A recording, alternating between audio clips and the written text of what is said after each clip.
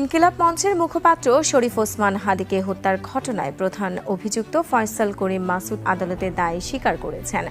ইনকিলাব মঞ্চের মুখপাত্র শরীফ ওসমান হাদি হত্যা মামলায় গ্রেপ্তার মোহাম্মদ ফয়সাল আদালতে নিজেদের দোষ স্বীকার করে জবানবন্দি দিয়েছেন। 3 দিনের রিমান্ড শেষে তারা জবানবন্দি দিতে সম্মত হন। ঢাকার মেট্রোপলিটন ম্যাজিস্ট্রেট জামশেদ আলম তা রেকর্ড করেন। ওসমান হাদির উপর সন্দেহভাজন হামলাকারী ফয়সাল করিমের মৃত্যুদণ্ড দিয়েছে আদালত। দুপুরে অতিরিক্ত জেলা ও দায়রা জজ আদালতের বিচারক সৈয়দা আমিনা ফারহিন এই রায় দেন। ইনকিলাব মঞ্চের মুখপাত্র শরীফ ওসমান বিন হাদিকে গুলি করার ঘটনায় সন্দেহভাজন ফয়সাল করিম মাসুদের মৃত্যুদণ্ডের আদেশ দেয় খুশি জুলাই গণ অভ্যুত্থানের স্বজন হারানো পরিবারের সদস্যরা। রায় কার্যকরের দাবি জানান তারা। হাদি ভাই আমাদেরকে শিখিয়ে গেছেন কিভাবে সত্যের পক্ষে দাঁড়াতে হয়, কিভাবে ইনসাফের জন্য দাঁড়াতে হয়। ইনসাফের উপর ভিত্তি করে আজ এখানে সারা বাংলার মানুষ দাঁড়িয়েছে। বাংলাদেশের 8টি বিভাগীয় অঞ্চলে প্রত্যেকে দাঁড়িয়ে গেছে হাদি ভাইয়ের বিচারের জন্য, এবং হাদি ভাইয়ের বিচার না নেওয়া পর্যন্ত, হাদি ভাইয়ের বিচার না হওয়া পর্যন্ত আমরা রাজপথ ইনশাল্লাহ ছাড়ব না। এই বাংলার মাটিতে হাদি ভাইয়ের মতো মানুষের যে হত্যার বিচার যদি না হয়, এটা আমাদের জন্য দুর্ভাগ্য, এই বাংলার জাতির জন্য দুর্ভাগ্য। আমাদের মূল দাবি হচ্ছে যে হাদি ভাইয়ের হত্যাকারী যে তার শাস্তি নিশ্চিত করা। অ্যারেস্ট করতে হবে, ওনারা তো বলতেই আছে এটা সেটা কত কিছু, অ্যারেস্ট তো করতে পারতেছ না। আগামী 3 দিনের মধ্যে এর চার্জশিট দেখতে চাই। যতদিন পর্যন্ত এই বিচার না হবে ততদিন আমরা রাজপথে থাকবো। হাদি ভাই আমাদেরকে শিখিয়ে গেছেন কিভাবে সত্যের পক্ষে দাঁড়াতে হয়, কিভাবে ইনসাফের জন্য দাঁড়াতে হয়। 24শে গণঅভ্যুত্থানের নায়ক শহীদ ওসমান হাদি তিনি এদেশের সাধারণ জনগণকে শিখিয়ে গিয়েছে কিভাবে অন্যায়ের বিরুদ্ধে প্রতিবাদ করতে হয় এবং কিভাবে ন্যায়ের পক্ষে লড়াই করতে হয়। কারণ আমরা 24শে গণঅভ্যুত্থানের আগেই দেখেছি যে এই শহীদ ওসমান হাদি এবং তার ইনকিলাব মঞ্চ সর্বদা এদেশের সাধারণ জনগণের পাশে দাঁড়িয়েছিলেন এবং সব ধরনের অন্যায়ের বিরুদ্ধে লড়াই করেছেন।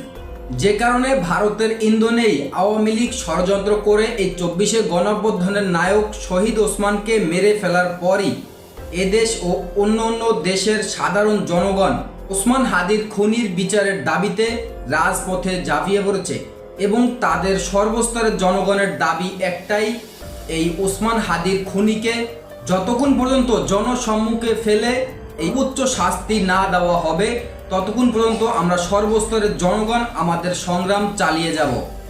তবে ইতিমধ্যেই এই ওসমান হাদির হত্যাকারী রিমান্ডের দায় স্বীকার করে স্বীকারোক্তি দিয়েছে এবং চাঞ্চল্যকর তথ্য দিয়েছে, যেই কারণেই সেই স্বীকারোক্তি এবং এদেশের সর্বস্তরের জনগণের দাবিতেই এই ওসমান হাদির খুনিকে ফাঁসির আদেশ দিয়েছে। অতি শীঘ্রই এই ওসমান হাদির খুনির ফাঁসি হতে যাচ্ছে। দর্শক, এ বিষয়ে দেখেছেন ভিডিও শুরুতে কিছু অংশ শিরোনাম, এবার দেখবেন সম্পূর্ণ ভিডিও জুড়ে বিস্তারিত। এই বিষয়টা দেখার পূর্বে আপনাদের কাছে একটা অনুরোধ করব, আমাদের চ্যানেল যারা নতুন আসছেন সাবস্ক্রাইব করে পাশে থাকা বেল আইকনটি বাজিয়ে দেবেন।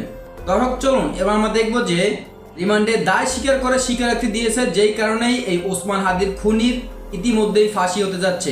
আমরা এই বিষয়টা দেখার পূর্বে প্রথমে একটু দেখব যে ওসমান হাদির হত্যাকারীদেরকে বিচারের দাবিতে এদেশের সাধারণ জনগণ কে কি বলছে। আমরা এই বিষয়টা প্রথমে দেখে তারপর ওই বিষয়টা দেখব।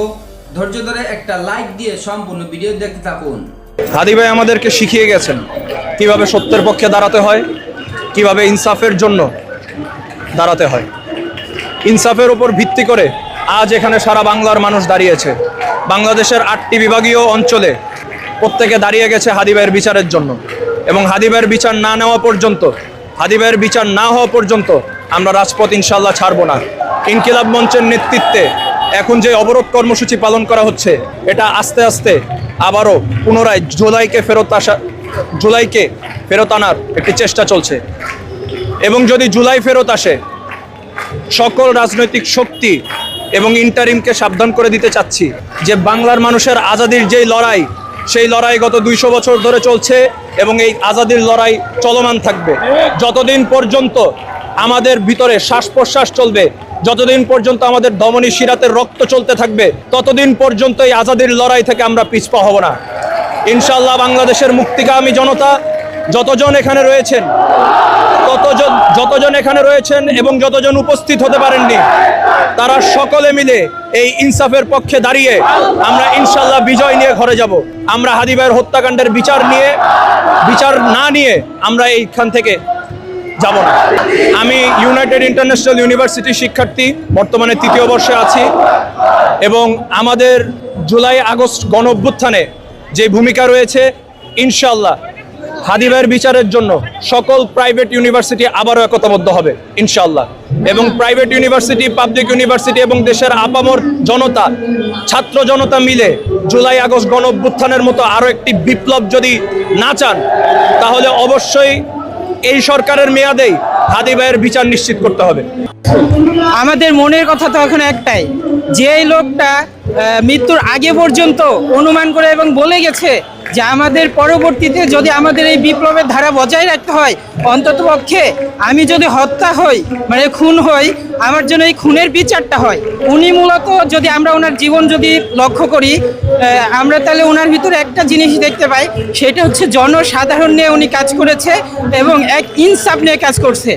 আর এর মধ্যে উনি একমাত্র আসমান জমিনের মালিক আল্লাহ ব্যতীত অন্য কাউকে উনি ভয় করে নাই। যেই কারণে দেখা গেছে আমাদের বিপরীত শক্তি, মানে ভারতীয় আধিপত্যবাদ, বা যারা চায় না ইনসাফ বজায় থাকুক, বা যারা চায় না দেশের মানুষ সচেতন হোক, সত্যকে সত্য বলা শিখুক, সত্য মিথ্যা পার্থক্য করতে শিখুক, এটা যারা চায় না, এই অপশক্তি আমাদের হাদির মতো বীর সেনাদের লক্ষ্য করে হত্যাযজ্ঞ চালিয়ে যাচ্ছে। আমরা এখন এখানে সবাই একমাত্র লক্ষ্য নিয়েই আসছি, যে এটা যে আমাদের এই ইনসাফ যেন প্রতিষ্ঠা হয়। ইনসাফ প্রতিষ্ঠা হওয়ার মাধ্যমে কি হবে, আমাদের পরবর্তী প্রজন্মেও এরকম বিপ্লবের ধারা বজায় থাকবে। যেখানেই অন্যায় হবে সেখানেই প্রতিবাদ হবে, যেখানেই অন্যায়ের সৃষ্টি হবে সেখানে একজন হাদি দাঁড়িয়ে যাবে।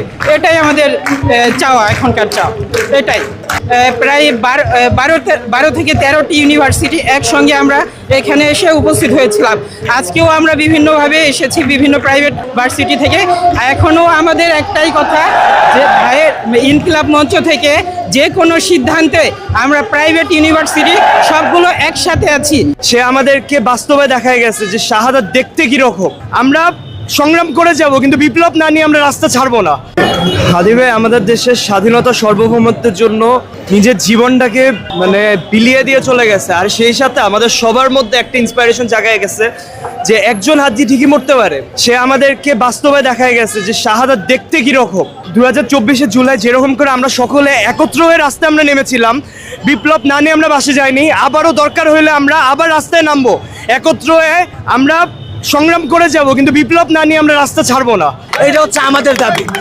আমরা আসলে প্রাইভেট ইউনিভার্সিটি এখানে যারা আসছে, আমরা ইউল্যাব, ড্যাফোডিল বা হচ্ছে আমরা যে অন্যান্য ইউনিভার্সিটির মধ্যে, আমরা আসলে সবাই একত্রিত এবং আমরা আসলে এই আন্দোলন আমরা চালিয়ে নিয়ে যেতে চাই এবং আমরা সার্বক্ষণিকভাবে ইনকিলাব মঞ্চের সাথে আছি এবং আমরা সাথে থাকবো এবং শেষ মুহূর্ত পর্যন্ত আমরা এই শাহবাগে দাঁড়িয়ে যে খুনি বলতেছে ভারতীয়দেরকে ধরা হয়েছে, তাদেরকে যদি আপনারা সবাই জানেন, আজকে আমাদের যারা বিদেশি যারা রেমিটেন্স যোদ্ধারা আছে, তারা অলরেডি বলে দিয়েছে আজকে রাত 12টার মধ্যে যদি হাদি হত্যার বিচারের কথা না বলা হয়, তাহলে তারা রেমিটেন্স বন্ধ করে দিবে। সুতরাং আমরা সবাই আমরা প্রাইভেট, পাবলিক এবং সাধারণ জনতা আমরা সবাই একত্রিত হয়েছি। আমরা হাদি হত্যার বিচার না করা পর্যন্ত এই শাহবাগ থেকে আমরা যাব না এবং ইনশাআল্লাহ আমরা হাদি হত্যার বিচার করেই ছাড়বো। ইতিমধ্যে কিছু ছাত্রলীগের সন্ত্রাসীদের পোস্ট দেখতে পাচ্ছি ফেসবুকে।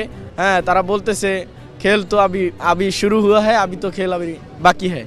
তো তারা ট্রেলার বুঝাইতে যাচ্ছে এরকমই, যে আমাদের 24কে যারা লালন করে, 24কে যারা ধারণ করে, তাদেরকে এইভাবেই হত্যাযজ্ঞের মাধ্যমে শেষ করে দেওয়া হবে। হাদি ভাইকে যেভাবে গুলি করা হয়েছে, এটা আমাদের হৃদয়কে কাঁপিয়েছে। শুধুমাত্র ওসমান ভাইকেই গুলি করা হয় নাই, আমরা মনে করি আমরা যারা 24-এ সামনের কাতারে ছিলাম ভাইয়ের সাথে, আমাদেরকেই আঘাত করা হয়েছে।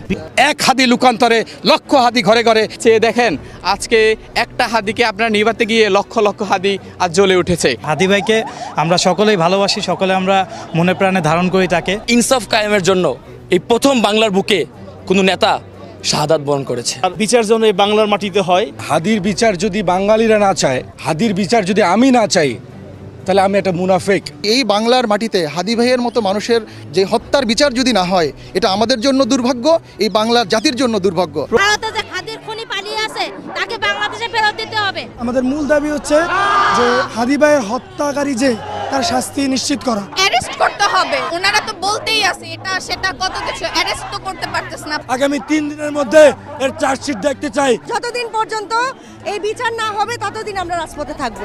আবারও ভিডিও বার্তায় হাজির ইনকিলাব মঞ্চের মুখপাত্র শরীফ ওসমান হাদী হত্যাকাণ্ডের প্রধান